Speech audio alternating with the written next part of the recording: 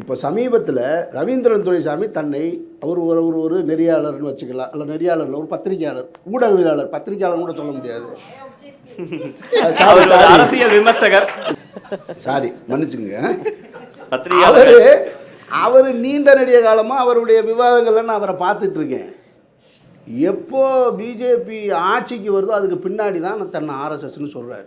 ஒருத்தர் சின்ன வயசுலேருந்து சொல்லணுமா இல்லையா? எப்போ அந்த இயக்கத்தில் சேர்ந்தாரோ அப்போவே சொல்லியிருக்கணும்.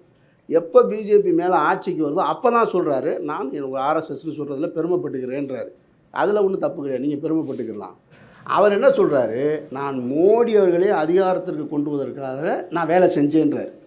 தமிழ்நாட்டிலும் அதுபோல் ஒரு ஆட்சியை உருவாக்குறதுக்கு வேலை செய்கிறேன்னு சொன்னவர் அவர் தான் சார் சொன்னார். கூட்டிகிட்டு போனேன் ரஜினிகாந்தை பார்க்கன்னு, நம்மளா சொன்னோம், அவர் தான் சொன்னார். அப்போ கூட்டிகிட்டு போய் என்ன செய்வார்? இவரை கூட்டிகிட்டு போய் ரஜினிகாந்த் அவர்களை காமிச்சு திமுகவுக்கு வாக்கு கேட்க சொல்லுவாரா? அவர் என்ன சொல்லியிருப்பார்? பேசுவாங்க சார், அரசியலாக பேசுவாங்க, விவாதிப்பாங்க. ஆனால் உடனடியாக பேசுனாலே அவர் சொல்கிறாரு சார், ஆமாம் நான் ஒரு ஸ்ட்ராட்டஜி ஒன்று பண்ணிக்கிட்டு இருக்கேன்னு சொல்கிறாரு சார். அந்த கர்மம் பிடிச்ச ஸ்ட்ராட்டஜி என்ன, அதையா சொல்லி தொலைங்களேடா.